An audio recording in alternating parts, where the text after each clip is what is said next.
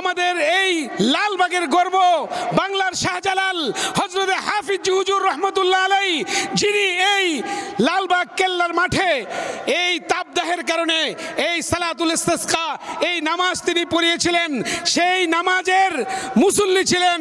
আজকে যিনি ইমামতি করবেন লালবাগ জামিয়ার স্বনামধন্য প্রিন্সিপাল হযরতুল আল্লাম হযরত মাওলানা মুহিবুল্লাহ সাহেব দামাত বারাকাতুহুম, তিনি আমাদেরকে গতকাল তাকে আমরা অনুরোধ করেছি, হুজুর আপনি লালবাগ জামিয়ার প্রিন্সিপাল, আমাদের লালবাগের বিশিষ্ট আলেমে দিন, আপনি আজকে নামাজের ইমামতি করবেন।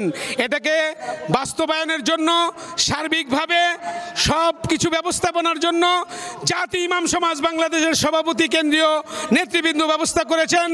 আমাদের এই ওয়ার্ডের সম্মানিত কাউন্সিলর জনাব আলহাজ হাসিবুর রহমান মানিক সাহেব, তিনি বলেছেন যে হুজুর আমি সব ব্যবস্থাপনা করব, দিনের জন্য ইসলামের জন্য যে কাজগুলো আমার করতে হয় আমরা করব, তাই আমরা তাকে ধন্যবাদ জানাই।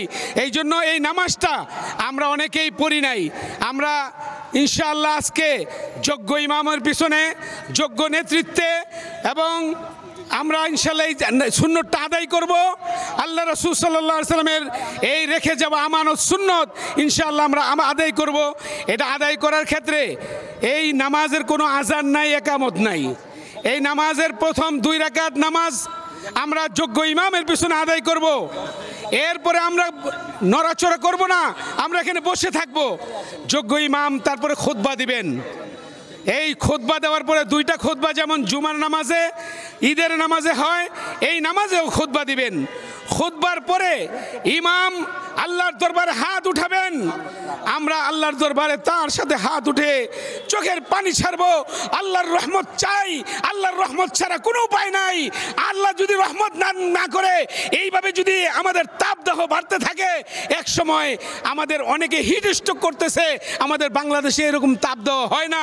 সুতরাং আল্লাহর রহমত চাওয়া ছাড়া কোনো উপায় নাই।